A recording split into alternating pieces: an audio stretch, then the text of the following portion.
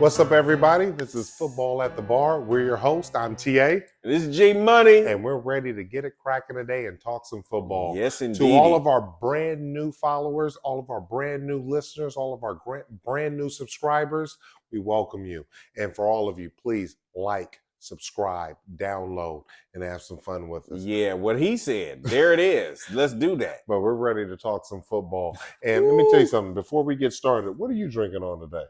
Okay, man, I got to even look back at the bar because, you gave me one of the many blended scotches. Yes. So which one am I drinking on today? You're drinking on some Carlisle, yes. Carlisle of the blended Scotch family. So what you think about it thus far? You know what? It's hitting where it needs to hit. I like it, as long as it doesn't have no bite. And this one is a little smooth. So good job, Carlisle. Good job. Without a doubt, I'm drinking on my old faithful, some Cavassier. Oh, man. Look, that is your old faithful. Yes. Bang. Let's do it. So you ready to talk some football? Absolutely. Because I got some shit for you this week, brother. We're gonna have some fun. You got me giddy. Yeah. What are we about to do? So I got to start this week off with how the Chiefs have performed thus far this year. Now, hey, they beat your boys, and I know you loved them, and I know you were giddy for a little bit. You actually thought you had some action, and you did.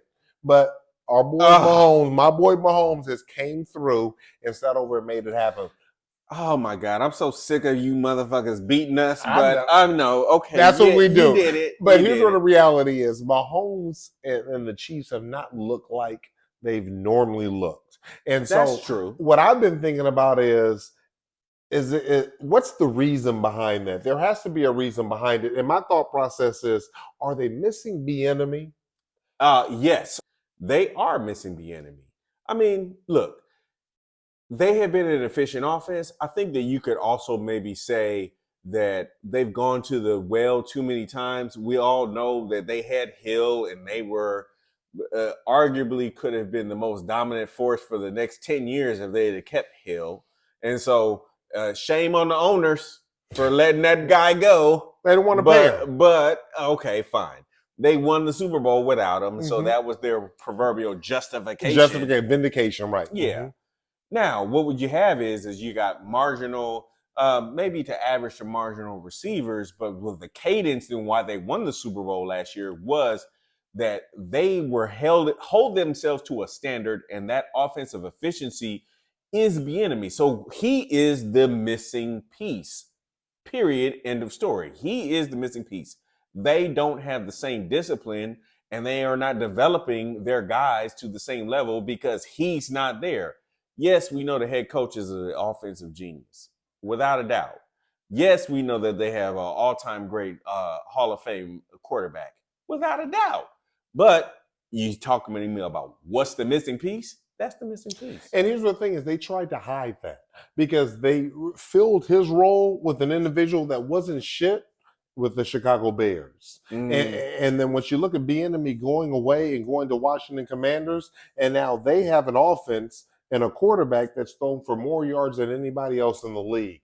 So while they use the reasoning behind not giving Bieniemy a head coaching job was that the head coach for the Chiefs were the one that calling plays. Obviously, there's something being missed in the mix. Yes, to why that didn't translate. If Coach Reed was the one that was actually calling the plays and he was the catalyst of their success, then that would have set over here and moved forward to this season. Yeah. Now we have the weak ass dude. What's the coach's name that was with the Chicago Bears? Got fired from them. That's now the offensive coordinator. Yeah, I don't even know their offensive coordinator because as a Raider fan, I willfully choose not to know their staff. and that makes sense. But I will say, yes, whoever they inserted as their offensive coordinator is he is not the difference maker for them anymore. Well, he was inept when he was in Chicago, and hence why he got fired, and now he got brought back to the Kansas City Chiefs. My biggest problem is he was able to get that head coaching job, quote unquote, not being the offensive coordinator that was calling the plays, and Reed was, and he got a job. But Bieniemy, who was supposedly in the same position, was not able to get a head coaching job, but you see the impact that he Yeah, you makes see the on the difference. game. Listen, Cheeseburger Reed, okay, Andy Reid, yes, he is a great scheme person, and he is, what we've also said throughout the season is that you need a head coach who's a leader of men. He is undoubtedly a leader of men, and you know what? But he can't do all things. Right. And so what you're really missing is that he had the secret sauce with his backup, his 1A, which was Bieniemy, and Bieniemy got his boys ready, and they just had a rhythm. And when you take that away, even if you have Hall of Fame players, you're just showing that, you know what, there's going to be a little bit of vulnerability that comes there. And that's what you see, is that their offense, even though they got healthy off of the Raiders, God bless them, but they got healthy off of us. But they're not the same They're team. not the same team. And I will say this. What it does show is that Bieniemy had more hands in the game than what many people thought. Real talk. But I also have to say that the Chiefs are great, whether Bieniemy's there or not, whether Reed's calling the plays or not, because they have a quarterback that is of an MVP caliber. Ooh, as much as I hate to say it, I have to agree with you. You have to agree with that. Now, here's what the twist is. What I believe that we saw was a coronation of a new MVP caliber individual. Oh, I know where that was in the race. I mean, I don't know if you saw this game, but this game was probably the best game of the week. When you talk about the Eagles against the Bills, Ooh, and we saw in the rain, and we saw Jalen Hurts rise to the occasion once again. And let me give you a quick stat on this. Jalen Hurts in the last 16 games are 15-1 playing against teams that have a winning record. And that is the best record for any quarterback playing against teams that have a winning record in the NFL. And so, hold on real quick. Go ahead, give it all we to have a fucking new MVP, a new motherfucker that's going to rival. They have a different skill set, but are going to rival Mahomes in terms of who's going to compete for MVP year over year. You know what? Okay. I'll say this about Jalen Hurts, to give him all the love, all the cliches, I'm gonna give you your flowers and all of that. Give this man his flowers, stuff, right? So, okay, he has proven through this year, especially at 10-1. I think that it's hard to back 10-1s. Yeah, and it's back hard. To back. It's hard to deny his greatness and what he has contributed to that victory and his season overall. But I would also say is that to me was a game, in my estimation, and you know what? The Eagles have done this a couple of times over this year, that they have won in spite of their fallacies, because they have an efficiency, and maybe you got to give some of that to just Jalen Hurts just producing. But they have shown weaknesses. And this is the first game that I actually watched it, and I was more encouraged by the Bills than I was Jalen Hurts.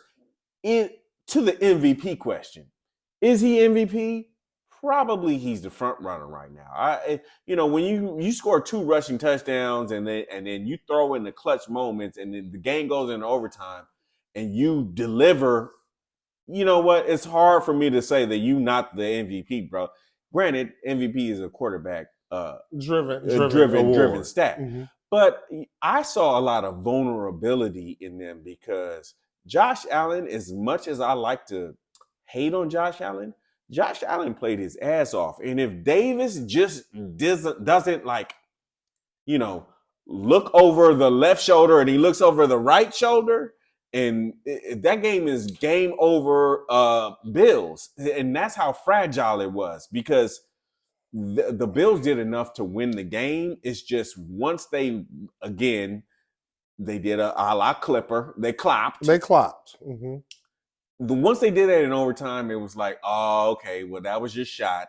Y'all gonna fuck up now. And then they delivered on it. Now, to your point, though, Jalen Hurts had to bring them to victory, and he did do that. But he does do that. And this is my greatest problem with that discussion. You have Josh Allen in losses that people try to elevate this person as being on a level of Mahomes. Let me tell you something. He's 6-6. Don't ever put a person who's mediocre. Yeah, that's an average. You are what your record you are says what your you record are. is.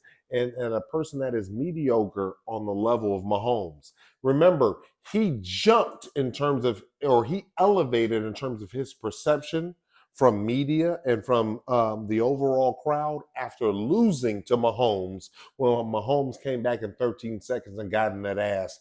After that game that Mahomes beat him, the pundits were trying to say that he was greater than Mahomes. Now, okay, the reason behind that, the meat of it, was he didn't have any expectations. So he produced at a high level and he won that game because it was in Kansas City. Or excuse me, lost that game, but he lost it closely and it was in Kansas City. So it was really just more about, you're just saying, if there's a little tweak here and a little tweak there, will the Chiefs prevail? I mean, the Bills prevail. The Bills prevail, but what happens when expectations added? He had a down year last year, because last year they expected him to be MVP. And this year, now he's having a mediocre 6-6, and everybody's going to make all these excuses. I saw on Twitter yesterday after his loss, everybody tried to blame the refs. Excuses are like assholes. Everybody has them. But at the end of the day, you got to win. And guess who doesn't have any excuses? Hurts. Because when you go 15-1 in games, that you're sitting over here playing against a team that is in the same realm as you, that is a perennial playoff team that has a winning record, then you can't sit over here and say that Allen is great, because Allen, in his 6 overtime games, guess what his record is in 6 overtime games? What is he, 0-6? 0-6. So don't sit over here. You can't tell me that this gentleman is of the level of the ilk of Mahomes or of Hurts, and he is 0-6 when the game is on the line. It's up to him to bring it. See, Hurts relishes in those times. Mahomes relishes in those times. Mahomes was down to Allen. 13 seconds left and came back and won that game. It's levels to this shit. Okay. If we're doing this like simple just ranking, I would easily say, you know what? It is Mahomes first. And then I would say Jalen Hurts is a close, very, very, very close second. And then you're going to say Josh Allen in that pool of the really good players. The thing is that I always take into account, because we talk about the fragility of winning, right? So superior offensive lines. Like I saw in that game that Kelsey, their Pro Bowl, low-key might be Hall of Famer center, he hiccuped a couple of times, and then because he was hurt. But he had false starts. But guess what? He was hurt. But when he had that winning rushing touchdown, guess what that dude did? He rolled out and boo-bopped the linebacker to allow Hurts to get free. Whoa. I won't allow you to do that. I won't allow you to attribute Hurts' greatness based off of Kelsey having a good play. Because here's what the twist is. That play was designed. They knew that play was going to win because of the defense that the Buffalo Bills played. Sure. They knew that the defense that they were playing, that was going to be wide open. So although he made a good play in the midst of a play that was already predestined to sit over here and have success, we're not going to sit over and attribute. I'm going to have to look at you with the straight face. Because what I'm also going to say is that, you know what? This is also about excellence of execution, bro. And the only thing I'm talking about is when we say fragility of winning is that with all of the mistakes that Kelsey made, when it really rubber met the road, it was excellence of execution. His center did exactly what he was supposed to do, and Hurts did exactly what he was supposed to do, and that's just the perfection of them. That is the Eagles' way. Yes, Jalen Hurts deserves all the credit. I just think that he happens to have a scenario to where he has a superior offensive line, even in the midst of mistakes, they still executed exactly what they Is needed it to fair do. to say we're looking at our next MVP? Ooh, you know what? Well, we can go ahead and say yes. I'm gonna go ahead. You tell me who's gonna take it from him. You know what? The only person that I might even throw in there is C.J. Stroud, just because the C.J. Stroud is just balling right now. Without a doubt, we're going to talk about him in one quick second. But my one last thing I have to say is we have to stop sitting over and trying to make excuses for the Eagles' wins when Hurts is the leader of that team, while systematically giving credit to a quarterback that loses and elevate a quarterback who lost because they just lost. Yeah, okay. So just almost like not switching reels, but this is like the 1B of this topic, right? I agree. At the end of the day, you're right. You know, I got to throw up the white flag. Okay. You made your point. Thank you. Thank you. That's all I'm saying. Thank you. I appreciate it. You made your point, bro. But what I would also, let's say, argue, and I can't even believe I'm doing this because I don't even like the Bills. Okay. But, you know, Allen played such a phenomenal game. Yes, he did. He looked like he was ready for the moment, and he rose to the moment. And he was, for sure. But that pick, oh yeah, that hurt. But then, you know, he overcame that, right? He overcame that, yes. And he made the right, correct throw. It's just his receiver and him weren't on the same page. Yada, yada, yada, spilled milk. This is what happens to them. You remember when we was young and we was in elementary school and the motherfucker that lost the fight was over in the corner by themselves and the motherfucker who won the fight, everybody was gathered around them? Oh, yeah. It was you good. You my friend. Right. Now. In that situation, everybody was around Davis because they knew he made the right play. Yeah. And nobody was talking to motherfucking Allen because he knew he made the bad one. That was a prime example when you're looking at optics on who fucked up in that play. Well, okay, fine, yeah, and I'll roll with your analogy, you know. But, you know, listen, third grade analogy. But I also will say in the same cadence is that, you know, because he ran the ball, he understood how to be the mobile quarterback, and I think we've seen very few quarterbacks do well against that gauntlet, especially their front line. And he ate them up. He shredded them. Talking about Allen. Yeah, Allen shredded them. But who won the game based off of their legs? Hurts. I mean, do you want me to say it 5 times? Yes, Hurts. Okay, yeah, Jalen Hurts. Okay, all right. And you know why I'm sensitive with this shit?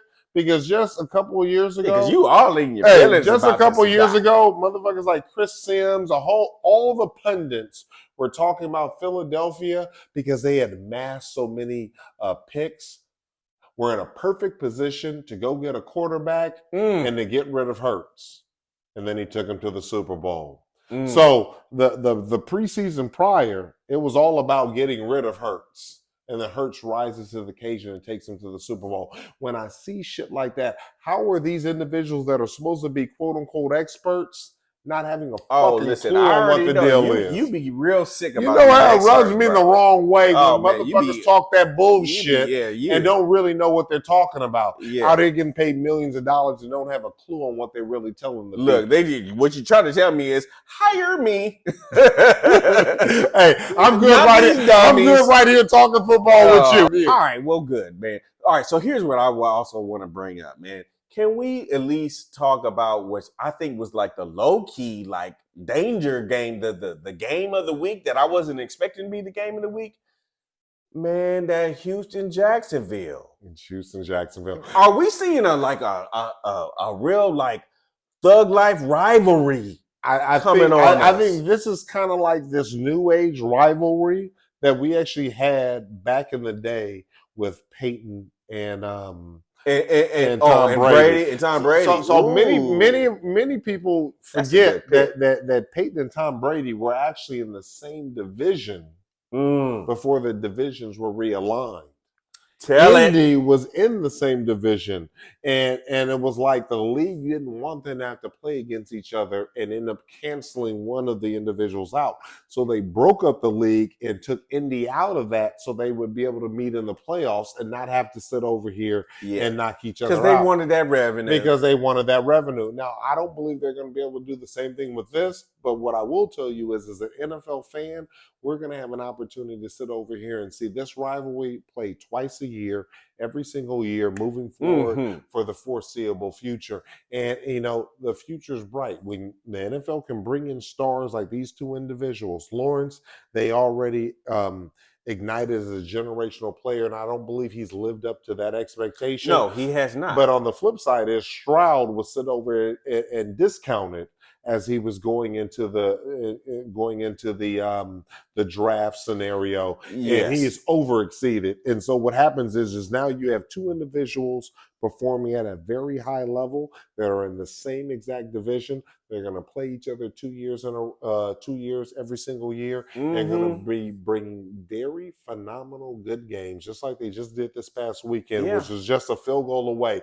And not just a field goal away, they were inches away because that field goal just hit that crossbar. Yeah, it was okay. So before I even get to the field goal, I gotta give a little bit of love to the Disney Prince, okay? Because oh my God, I was like, you and your golden mullet, straight mullet, yeah, man. You know, you threw that ball to Ridley a couple times, and and you ran when you needed to run, and and he understood the moment.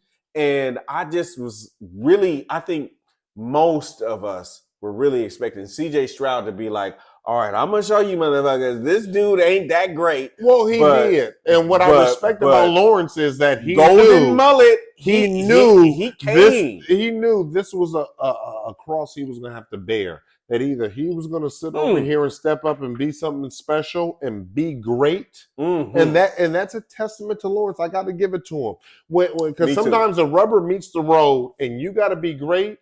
You got to shit or get the fuck off the pot. Yeah, and he chose to sit over here and shit, and I love that about him. I've been a fan of Trevor Lawrence and since his freshman year at Clemson.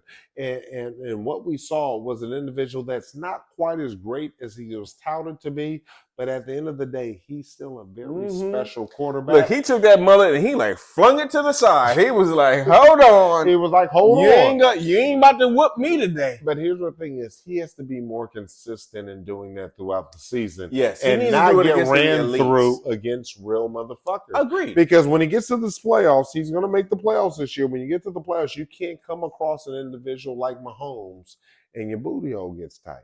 Well, I would say that there are let's say a tweener team. So to me, Trevor Lawrence has, even from last year, even into this year, I think he's proven that he has the mental fortitude. I just would say that he has to bring guys with him. And can he bring the guys with him? So that when they got Ridley, we were thinking that was going to be the answer. But Ridley was kind of like a mystery up until these last 2 weeks. He has been relatively invisible. So then, it's kind of like he really missed Zay Jones. And Zay Jones was his guy. But he's had Ingram, he's had Etienne, and he's had what's their slot guy? Tank Dell. Kirk. Thank you, Kirk. So Kirk has kind of been the guy that he's gone to. Let's say series in and series out. That's been the guy that he's gone to. But he, in the big moments, actually has not had a go-to guy, and he's kind of relied on himself. And this was the first game, regardless of whether or not you would say the Houston Texans, their defense might not have been as formidable. But this is the first time that I said, you have a number one wide receiver in Ridley, and you said, damn it. Well, it's you and me, bro. But last game he did that. And this is where the problem is. Ridley, before his suspension last year, was considered a top 5 wide receiver. Easily. Zay Jones is always Zay Jones is a has try had hard dude. respect. Try hard, had respect. We have Kirk, who was signed to an $80 million deal, and we have ETN that has been He's renowned. a gadget guy. He's like Swift for the Philly. Renowned as a quality No doubt. running back. Now, when you look at Stroud, who has Collins as his number one, Collins versus Ridley. Tank Dell is a rookie versus Kirk, an $80 million wide receiver. Now he's talking about John. We're talking about somebody that might earn a paycheck. Like, you might not need to leave him on his rookie contract. And then you talk about the third wide receiver, which is Robert Woods, Bobby Trees, who we know the game is passing by and he's too old compared he's like Crowder right now. Theirs. And then running backs, you have Singletary, who came from Buffalo that was rejected by Buffalo, and then you have boy Pierce, who just came back off of injury. So when you're talking about elevating people, he has a squad that they should be elevating each other. Stroud truly has a team that he's elevating. So there's levels to this shit. That's the deal. It's levels to the deal. And so we give these credence to these quarterbacks that come in here with a presumptiveness of greatness. And when they don't sit over here and live up to that greatness, we begin making excuses for them.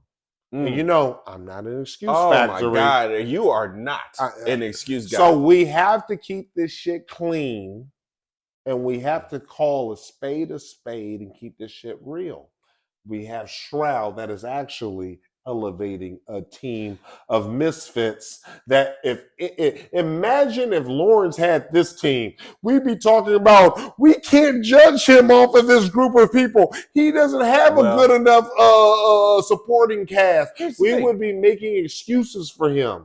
He has a phenomenal team, and he actually should be doing better. If Stroud had that group of weapons, guess what? It would be a whole nother ball game. So allow me to retort, if I shall. Yes, please. Okay. So the only thing that I would say to that is, that game was only won and lost by a field goal. Mm-hmm. Now, I think that you got to give a little bit of credit to the Jacksonville defense, and Allen is specifically on that Jacksonville defense, because he just said, I'm going to pressure Stroud. But I think Stroud played a phenomenal game. He knew exactly when it was time to run. He knew exactly when it was time to throw. And he did that flawlessly. And he even put his team, even though it was a stretch for his kicker, he put them in position to at least tie the game, and who knows what will happen. The bottom line is that you can honestly see that as both of these teams develop, that they are kind of like neck and neck. This just happens to be, it's almost like Lakers Celtics. Like they aren't like the teams, but they're pretty damn close. We have the opportunity to see two great people, two great players that are have an opportunity to vie for MVP, established QB, like top QBs in the league. We them dudes. Now, guess what? There's a dude that we need to talk about that sometimes gets lost in the shuffle because he's not flamboyant. He's soft-spoken. All he wants to do is win, and he doesn't come from a big market. All I want to do is win, no matter what. Yes. And you know who that is? And that's Lamar Jackson.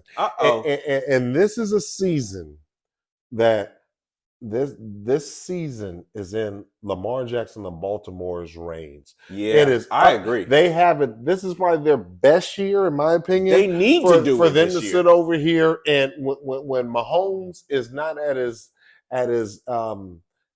height in terms of the team around him. Yes. This is the year that he can win a Super Bowl, because he says, all I want to do is bring a Super Bowl to Baltimore. Yeah. And this is the year. Now, right this second, they have the number one seed. Yeah. And Mahomes is number two. Remember, Mahomes has never had an away game in the playoffs. And I can't wait till he gets it, too. And let his ass go to the goddamn, even though, granted, Kansas City gets cold, so I don't think that he'll be upset by the cold.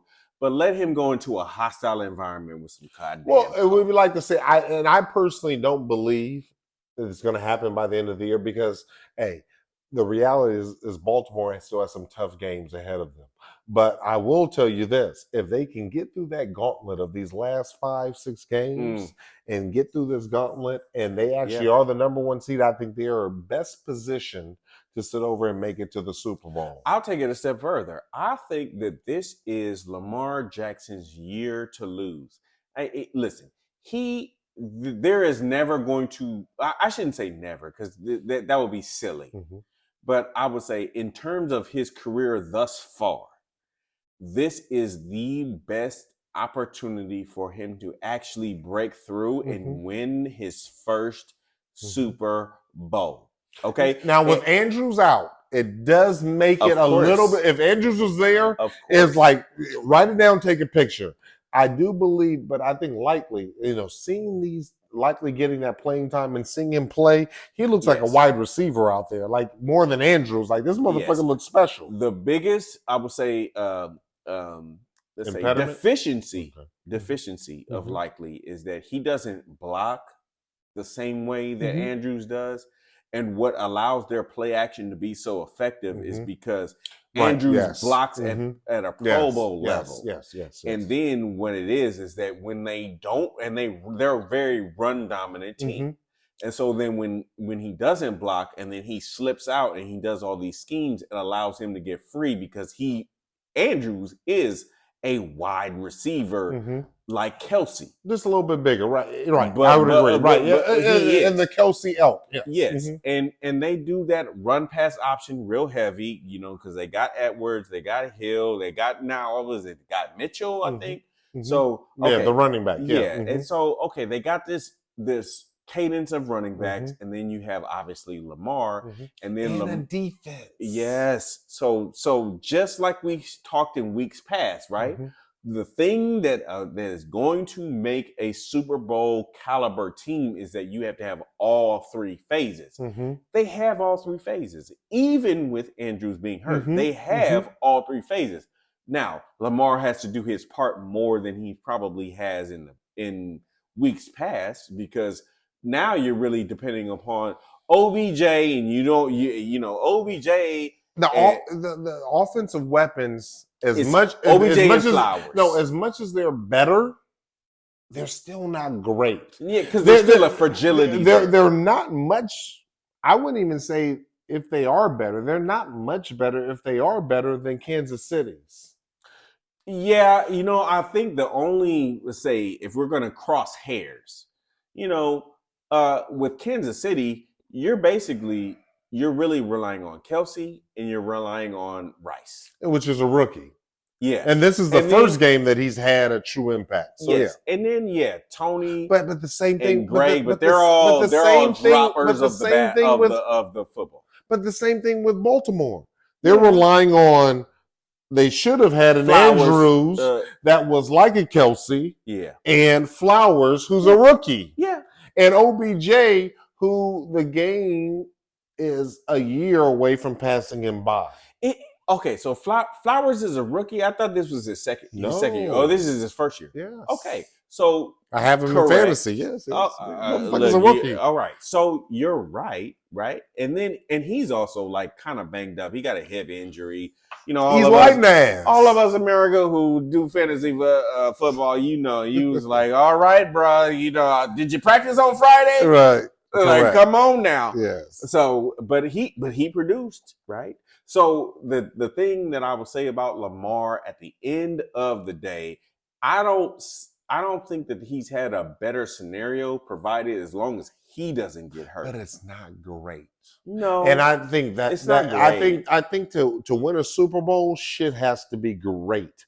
But Mahomes also proved that's not the case. It wasn't great last year. We got Juju being your top wide receiver outside of Kelsey. Yeah. But this is the testament. This is the time that Lamar puts himself in the ethos. Yes. Look at there. There goes that big word. Yes. I'm gonna give you a big word every single week. Put you in that ethos of sitting over here and being in that level and talked about with the Mahomes, not just of talent, but of greatness. Yeah. It's the difference I feel between you. saying I feel you. he's talented versus he's great. Taking a team that is not constructed to be like a team. Who are we thinking of that has like a Bengals? The Bengals have a wide receiver core that is just unbelievable. When you have Of Chase course. and Higgins and so on and so forth. So they prop Burrow up. Yeah. Mahomes doesn't have a team that props him up. Lamar has never had a team that props him up, but this is just the best of a team that's not great. Yeah, they've invested their free agency dollars on defense, but this is why they have, let's say, a Super Bowl caliber defense. Mm-hmm. So they invested their dollars there, and then they just said that we're going to draft, and then they basically picked up guys not off of the scrap heap because bottom line Aguilar, is, some of them was off the scrap heap. Yeah, but OBJ is like a low key, like he could be a sweet spot if he stays healthy. But he's shown that. He's shown that in the Super Bowl with the Rams. Yeah. He's shown flashes of greatness. He's even shown flashes of greatness this week. Can he do it throughout the playoffs? Can he do it in the last 5-6 games of the season without getting hurt? Yeah. It's about health with them. 1,000%. It's 1,000%. But even with that, Bateman, they've got forgot all guys, about him. He's stone cold. Yeah, he Stone is, cold. but he's still physically he's a big body, he's strong, but he's always hurt. Can they beat Kansas City in a championship game? If it's in Baltimore, hell yes. If they're in Kansas City, because you're asking history to flip itself on its head. Let's look at it from a worst case scenario.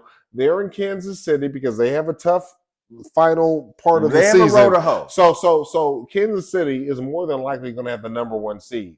Can the Ravens go into Kansas City with all the chips on the table and win that singular game to get to the Super Bowl? That's the question. Okay, so to me, the answer is yes, but I don't want them to. I want that game to be in Baltimore. So, if I'm going to go my G-Damas, I'm going to say that game is in Baltimore. Right. Okay. Fuck it. In Baltimore. Can they win it? Yes. With this ensemble without the tight end. Yes. Now the tight end's supposed to come back. It's supposed to not as bad as they thought. And I heard it was season ending. So no. He actually might. Once they did some tests, he actually might be able to come back. Now, see, look at you getting deep and staying long. Look at you. That's what I do. You looking at the man. That's what I do. I get deep and I stay long. Look at that. Oh my God, I ain't touching that one.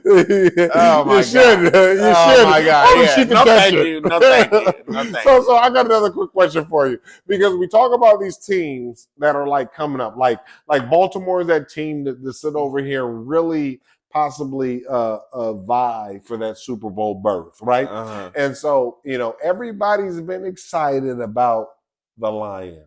And you know what? I was like, and then you go through this season, and then we go 10 games in. And it's like, okay, well, maybe they can. And then they start Putin. And then once they started Putin, then they actually shit the bed this past week. And so we've had 2 weeks to where they haven't. Them and Jared Goff. They haven't arrived. No. Jared Goff hasn't performed at a level that he was performing at in the previous 8 games, nor has he performed at a level at this stage of the season that is going to carry them deep into the playoffs. So what are your thoughts about the Lions and Jared Goff and them being kind of off track? And can they get it back on track soon enough to really be a force in the playoffs? I think the NFL was so funny, because what you're really saying is that, Jared Goff is a throwback to the pocket passer. So he is traditionally a pocket passer, and he is almost like the last bastion, the flagship guy to just say, You don't need a mobile quarterback. You need a guy who can read defenses and Right. throw the ball on time and be able to understand that it was a blitz pre-snap and do all of that stuff. And when you give that guy weapons, that's how you win, ladies and gentlemen. And guess what? And he is wetting the bed just a tad, but I don't think that it's all on him. What I see when I see the Lions is their defense has let them down.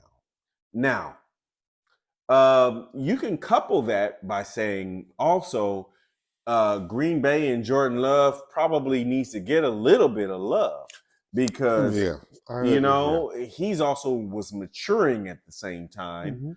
He had a really good week the previous week, and he's a mobile quarterback that is trying to do it in that. I wouldn't say he's a mobile quarterback. He's a quarterback that can be mobile. Yes, just like Mahomes is not a mobile quarterback, but he can be mobile. Very well said. Break upon LATA. Perfectly said. And you know what? What he has shown is that he has gotten a little bit of rhythm with his wide receivers. So he hasn't really given the ball to Watson, and all of a sudden, him and Watson got a little bit of rhythm there. Reed has been his guy, and Reed produced, and then they got, I think, is a Dobbs. So all of them, especially in a dome on turf with no weather being involved, they actually just said, guess what? We can slice this secondary but Green Bay comes from a team that plays on natural field, that plays outdoors, which means that they should be more formidable on that type of surface versus the Lions that weren't. Now, can I allow me to say this one thing before, and I know I'm cutting you off, sir.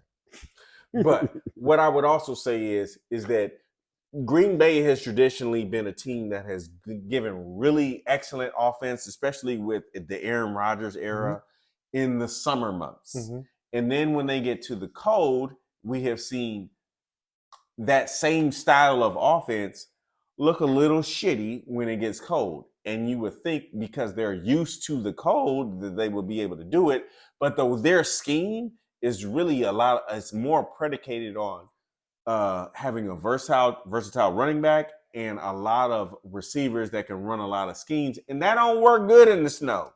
So when they play in dome scenarios, we saw Aaron Rodgers kill people with that same scheme, right? So that translates when you talk about Detroit playing in a dome. That's what I saw. And then they have a very, very good defense that is, let's say, pass rush heavy, and then they never blitz. So it's really just, you're going to have to beat us. We're going to give you 4, maybe 5, but we're going to give you 4 rushing the passer. And is your offensive line good enough? Probably not, because we got rock stars out here. And then we got guys who can cover on the back end.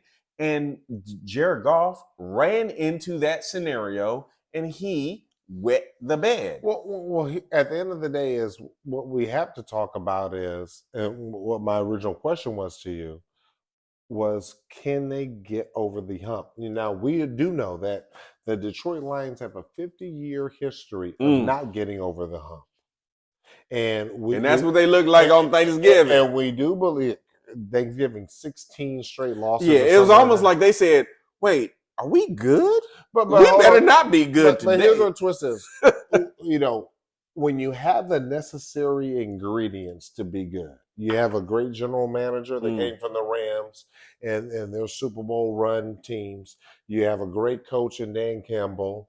You have a quarterback that's been to a Super Bowl, that's a veteran, that was a number 1 pick, that unfortunately was cast aside by their previous team. But obviously, to be a number 1 pick, to have gone to a Super Bowl, there has to be something there. You have great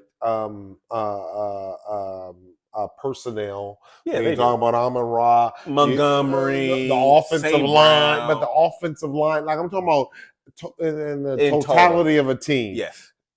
Can this team break those generational curses of the organization to get past, because that's what they have to do. Okay. They have to sit over here and say what we have been as an organization for a half a century is going to be different moving forward. Let me tell you that that's not easy.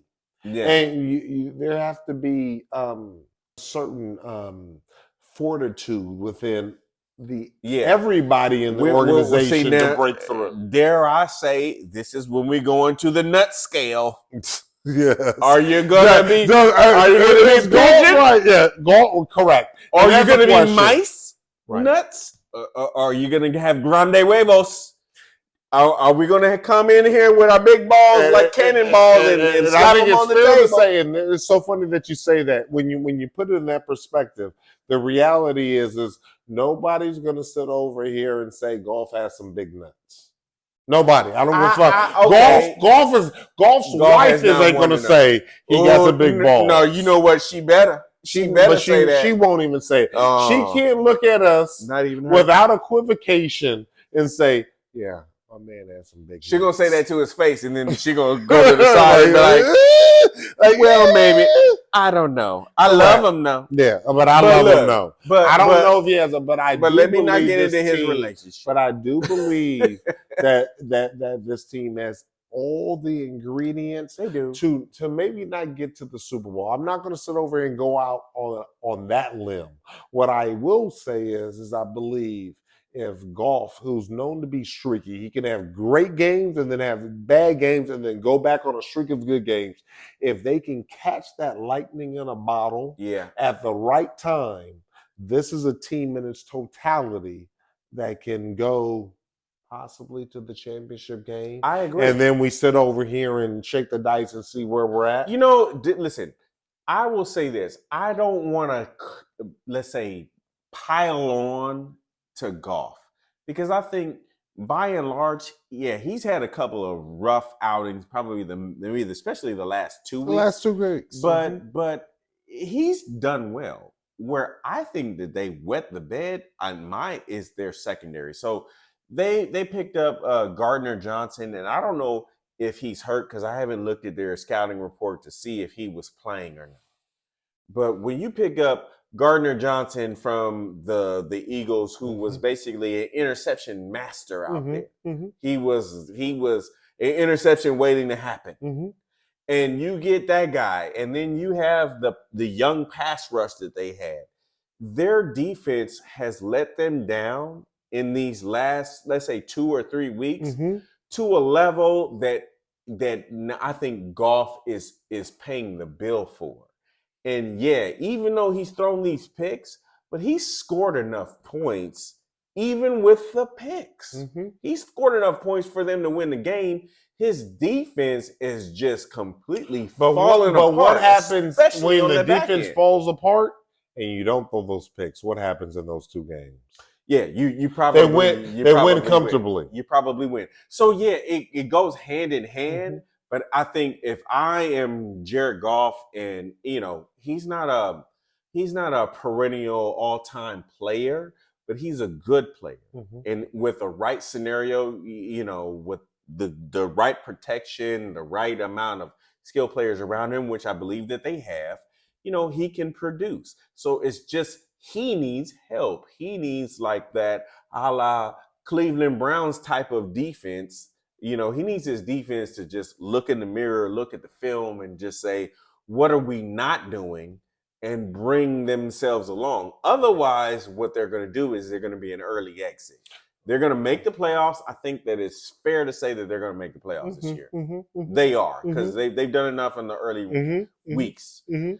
But are you an early exit? Are you just going to get boo-bocked by the Cowboys and off we go? Let me ask you this. You talked about a perennial player. And that leads me to an even greater question or another question for you.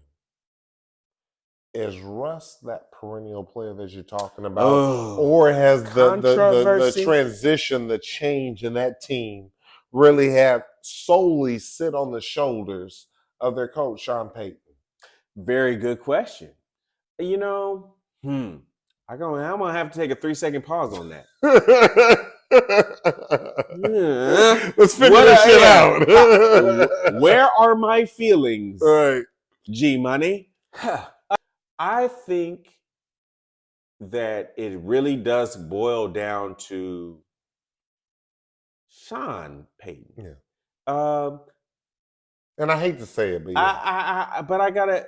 As much as we successfully obliterated him, especially after that 70-point boo-bopping they got. That's what's so great is when you can come from a boo-bop that big and still come back.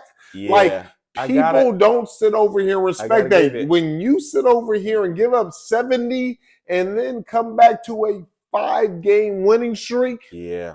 And I hate his arrogance. I hate how we treated the quarterback going into this season and fuck. Basically, you're saying fuck Wilson. I run this motherfucker. He don't run shit, and fuck him, and I'll get rid of it. Like it was a tone of disrespect.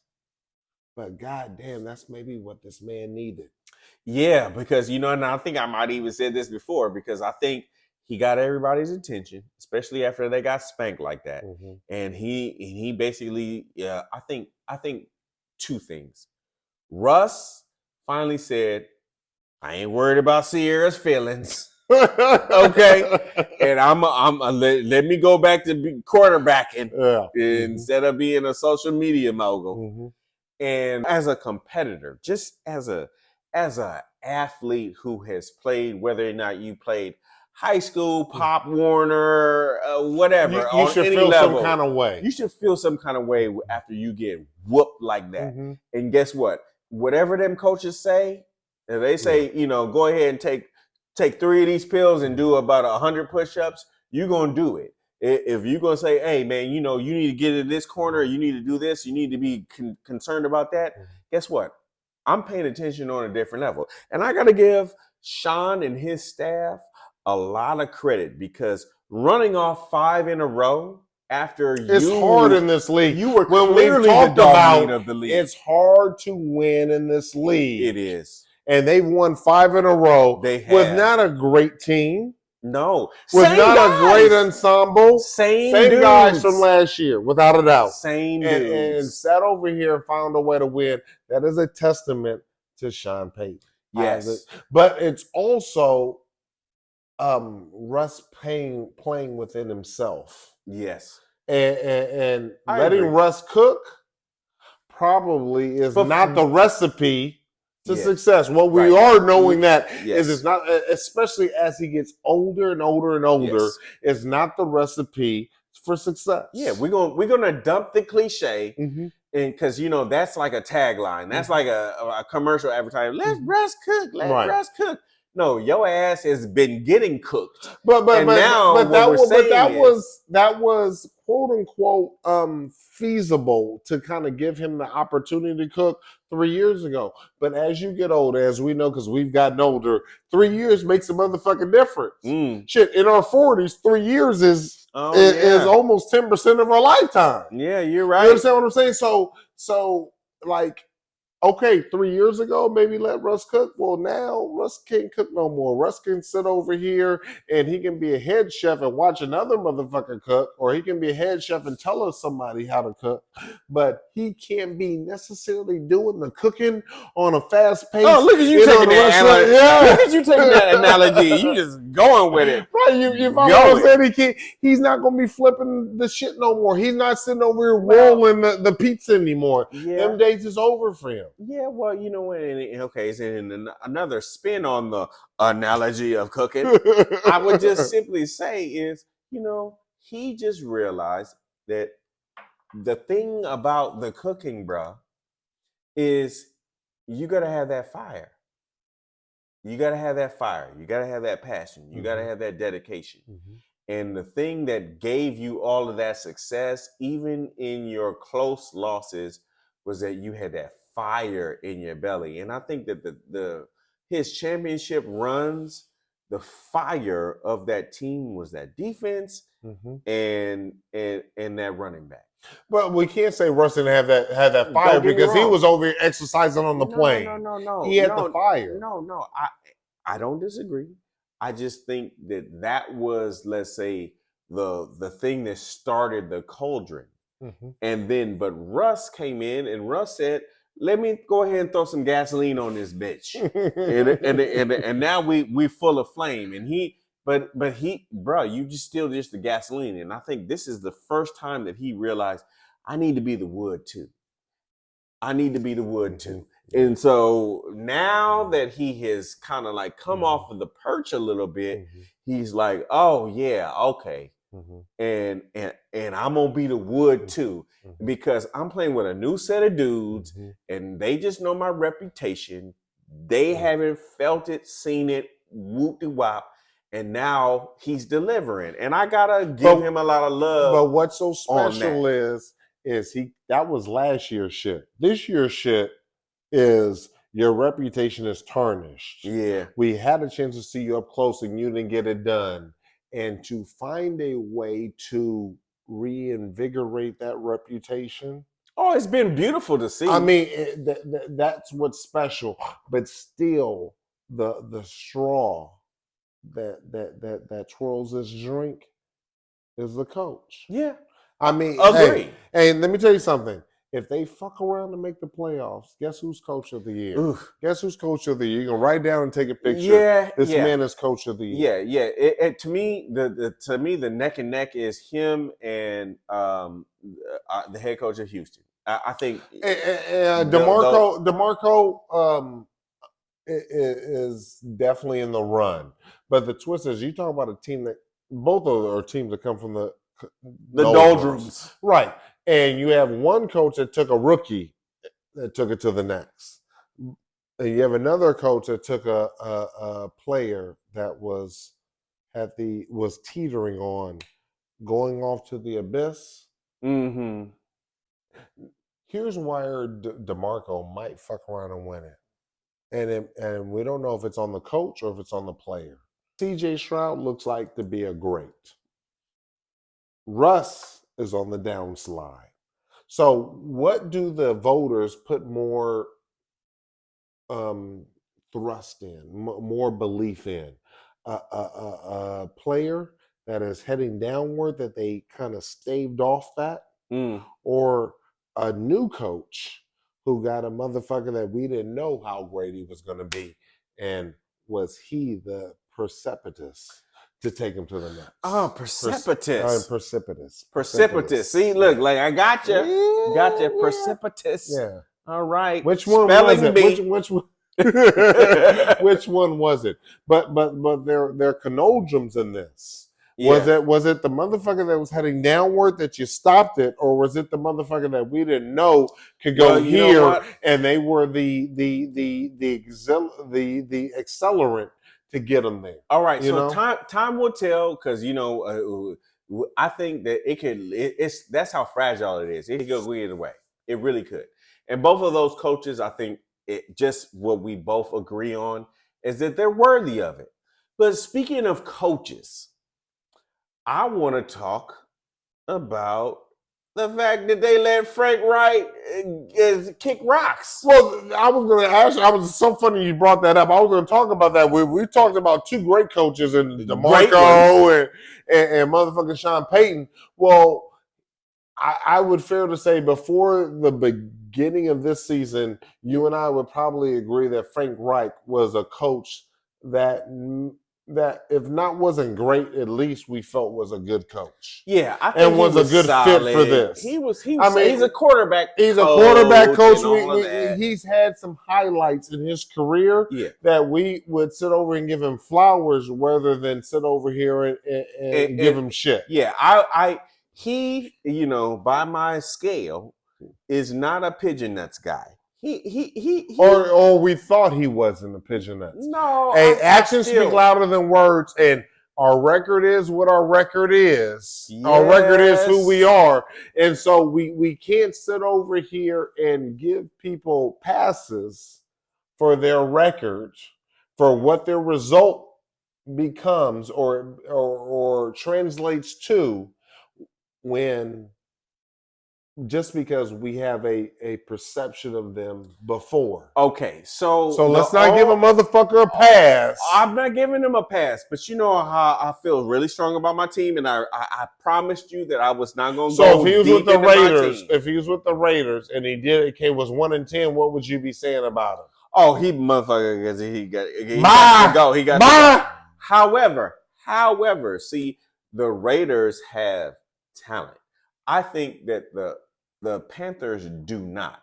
The Panthers, I gotta blame the owner and or / GM most of all in this scenario, because you got a quarterback who's small. Mm-hmm. You got an offensive line who's marginal to poor. Mm-hmm. You had a relatively good defense, and you sold off the few guys that were good in the secondary, mm-hmm. and you 2 or 3 years prior, you sold off arguably the best offensive weapon that you had in terms of the running back. Then just last year, you sold off your number one. You had a clear, undeniable number one wide receiver. So what you now is you drafted the guy that you did. Now, maybe you could say they should have picked Stroud. Okay, but what Stroud has is he has weapons around him that are actually viable. You got Adam Thielen and Mingo, who's a mystery. Stone cold mystery. Then you picked up Sanders, who's he's a little bit of a mystery too. So it's not Reich's fault, and this is his first year. But let's look at this. Let's look at this. Come on, man. First of all, we can't sit over here. We can't sit over here and talk about running backs can't get paid. But when CMC gets paid and an owner doesn't want to pay it anymore, then now he's at fault, because anybody else is smart for not paying a running back. But when it's going to come time to not pay CMC, all of a sudden he's at fault. If we can't play running backs, we can't pay CMC either. Okay. That's number one. Number two is you can't sit over and act like DJ Moore is, no. Chaser. DJ Moore is a bona fide number one receiver. No. He's a very good receiver. He's on the low end of a number one. But he's still a number one. That's all I'm saying. Okay. He's still a number one. Whether or not, I'm not saying he's Jefferson. I'm not saying he's Devontae. I'm not saying he's that. If he's not one of those individuals, who's Kansas City's number one? Kelsey. No. Wide receiver. They don't have one. Okay. So, and guess where he's in? Get what position he is in for the playoffs. 1 or 2, right? Yeah. So we can't use that as an excuse. No, but see, bro. We can't use that as an excuse. I'm going to just say this. I'm not going to allow you to just, I almost feel like this is like we watch it.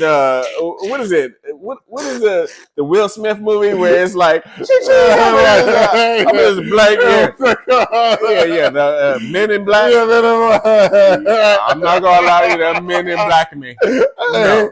I almost got that. You almost, but no, you ain't gonna Men in Black me. Goddamn, no. Look, the bottom line is that there are other phases of their offense and defense that are viable, which allows them to get away with not having a number one receiver. Okay? But if you take that same kid, okay, you take the same rookie, and you have your number one wide receiver out there, even with a shitty offense, guess how, and you know how I know that that's right? Look at what Joe Burrow did with a dog meat offensive line, but he had his number one guy out there, and they wrecked shop. And then you had Higgins, and then you had so you need to fit. You need to give the guys some guys to throw. You need to give him some guys that can actually get open and catch the ball. And they had none of that. They have none of that other than let's say a solid, not Hall of Fame, solid wide receiver in Thielen, and then a bunch of dog meat. So this is what I want to give you, is that when you become a billionaire And you make billions out of nothing. That means I don't have to listen to none of y'all motherfuckers. No. That's what it means. No. What you understand is that shit can get done, right? Well, now, let me finish. Now, Michael Jordan was an individual that sat over here and said, I'm going to make it happen. Kobe, as we all know and love, was like, I'm going to sit over and make it happen. Even though we know, because we've seen Kobe's years, or he was great, but the team was shitty. Yeah. But Kobe had a mentality of, we should all be great. Yes. He was mad that he was the only one that was great. But he had that expectation for everybody else. Jordan had that expectation even before he became Jordan, like how we know it. Right. To have that expectation that we should all be great. Tepper has that expectation because he was a hedge fund Michael Jordan, Kobe type motherfucker. Yes. In a hedge fund space, that we should all be great. And he is expecting greatness in this space without the necessary tools. Yeah. Tepper act like he got great just off of his brain. And it wasn't tools, it wasn't a team, it wasn't research ability to sit over here and get him to that point. Well, you know what? Listen, them firing Frank Reich to me was, I'll just say it, I think it was a mistake. And I would say that this is just a billionaire guy doing what billionaire guys do. No, that was the case when he didn't rehire Wilkes. Ooh, here's what the twist is. Look at you going deep. Because Wilkes had a team that was failing. They gave him the team. He brings them into one game of actually sitting over and getting to the playoffs. Controversy. The players wanted him to remain, and this motherfucker grew a brain and sit over and said, I'm going to get rid of Wilkes, who the team loves. You're going to make me go to my backup glass. Who's done the deal. I poured this for you. You poured it here. Oh, okay. Yeah. Silly me. Let me swap out. And we sat over here and watched this owner sit over here and not go with what was working because he had the epiphany. He had the perceived genius to sit over here and go against that. And this is what the result is. And unfortunately, these motherfuckers that have $1 billion think that they're smart and forget that many times great wealth, great success comes with a percentage of luck. Yeah,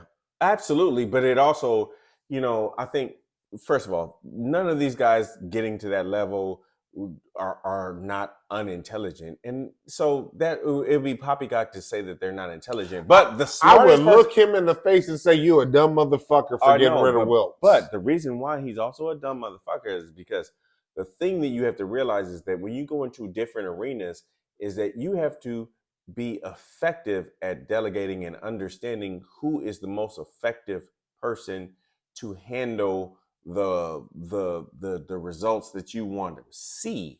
And what it seems like is because it's not like we're in the room. What result do you think he wants to see? He want like every owner, like anybody who owns something. Tell me, what do you think the result they want to see winning, but what he needs, or I'm not saying you're wrong in terms of he doesn't want to see winning, but that's a misnomer in itself. Okay. What you want to see with a brand new quarterback, and you've gotten rid of that brand new quarterback's development. Motherfucker got to get better. But and this is why I'm on his side. When you don't see the player that you drafted number one, that you gave up all that draft capital and your number one wide receiver for, when you don't see development in that player, you're gonna blame somebody. You got to blame somebody. It wasn't him, but he wasn't on that sideline. I do get that, but then it's also, this is why you're also a dumb motherfucker, because you didn't give him anything to develop around. You didn't give him anything to develop with. He did, or the general manager did. Okay, so if you hired the general manager, then you're still a dumb motherfucker because you did not give him the right general manager who realized that he needed to have some development players. So if that mother gets fired at the end of the month, the general manager gets fired. I charge $500 an hour. Okay, God damn it. Hey, you're talking to a billionaire. You should say $5,000. Okay, I'm sorry. You're underselling yourself. I would sit over and tell a motherfucker, if you want me, It's $5,000 an hour. Okay, what he said. But nonetheless, Reich is out of here. They have the special teams coach as a temporary head coach, which I think that's a mistake. They have our guy, I can't think of his name, from Chicago. That was a head coach for Chicago back in the day. Right. I know who you're talking about. I know who you're talking about. Who should have been moved into that head coaching job, which he didn't do. But now you have this joker. So what he's saying is guess what? I'm gonna sit over and let you flail, let you miss, so I can increase the draft choice that I can get. Mm-hmm. And here's what twist is: he's not going to get rid of that quarterback. So now he's put himself in a position to get some necessary. If he was smart, you have a high draft choice.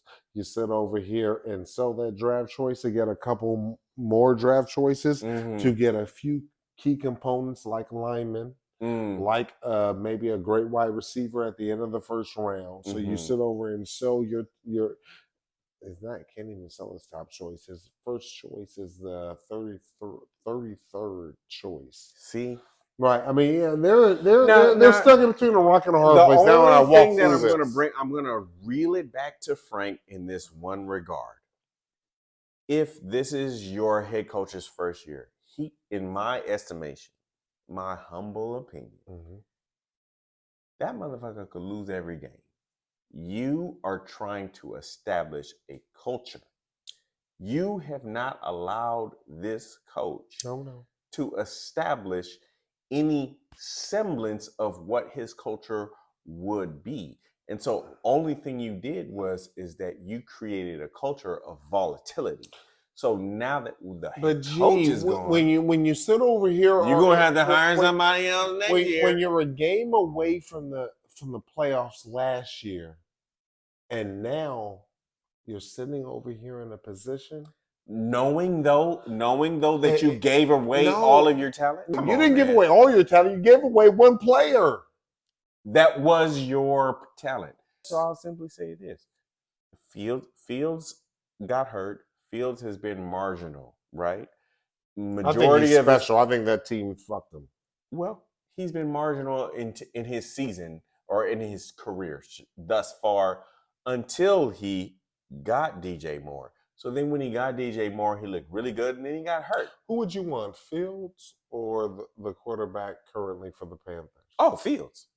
Why? Duh. Why? Taller, more athletic, stronger arm. Do I need to say more? You gotta sound like me versus. You gotta sound like agree with me. I mean, you might agree with me. I unequivocally. Unequivocally. Look, I'm gonna do a happy dance on that. Unequivocally.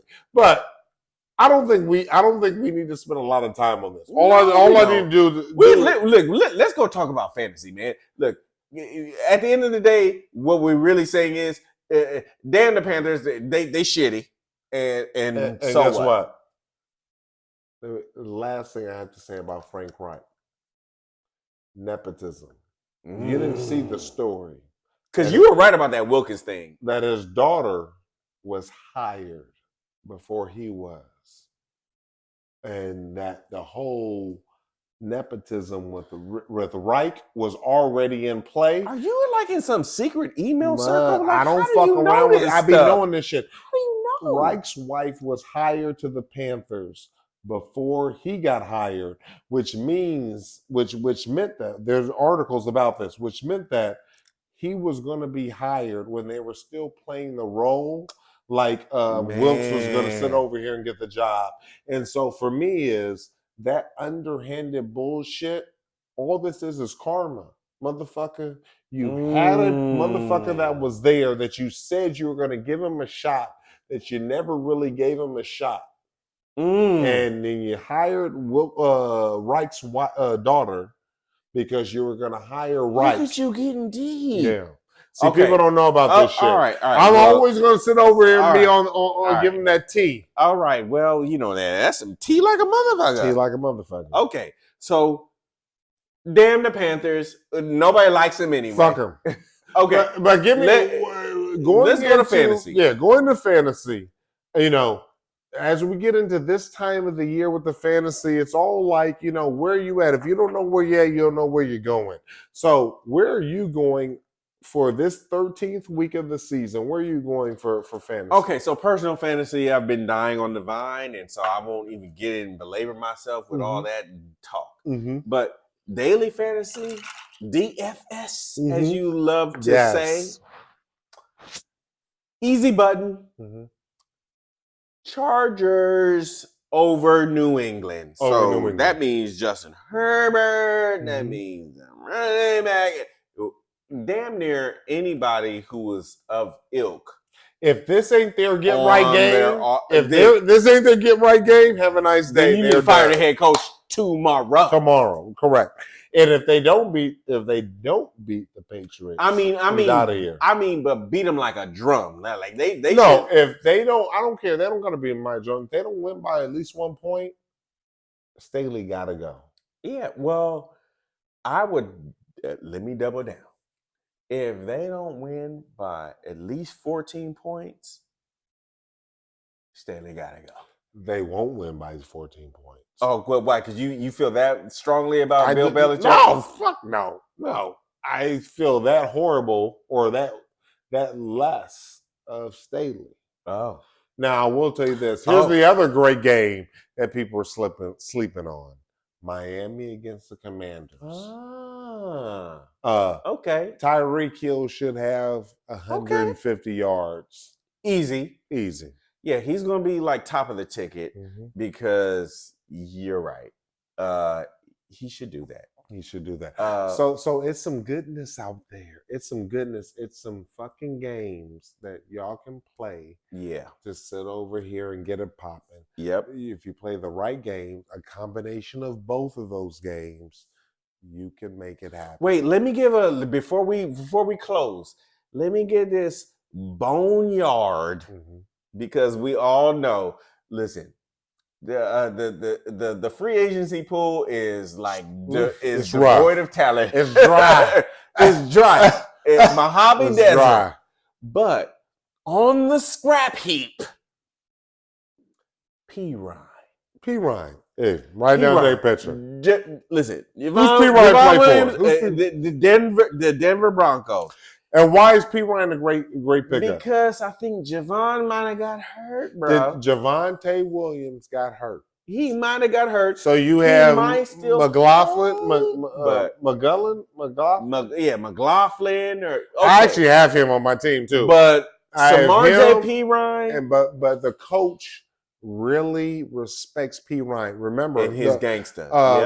Sean Payton's first pickup was P. Ryan. Ooh, look at you going deep. Yes, I didn't know that. Shit. You know what? I'm gonna have to start listening to you before I would encourage you to do so. I know. Did I say that out loud? Yes, you did. Oh so my God. P. Ryan is the individual that you guys need to go pick up this week. Yeah. And so without this being, man. With us getting up out of here, we've had a lot of cocktails, a lot of drinks, and we've given you a whole lot of games. We've talked about a whole lot of topics and truly appreciate y'all being with us. And if you love it, like it. If you love it, subscribe to it, download, and be with us for the rest of the season because we ain't going nowhere. We're going to be here all the way through the Super Bowl, and then we're going to be here in the offseason with y'all. So get this game. Obviously, we give you all this game. We put everything into this. So with that being said, Football at the Bar, ATB Media Network. Subscribe, like, and download. And GMoney, it's been a pleasure. And you know what? Can you stop babysitting in this motherfucking? I can't even believe. Listen, I'm the swashbuckler in this bad boy. Listen, and I will say this: give me a couple of comments, and I know that some of y'all probably feel real strong and in your feelings, but I'm gonna respond. Promise. Scouts honor. Football at the bar. At the bar, baby. As he said, Scouts honor. Church. There it is.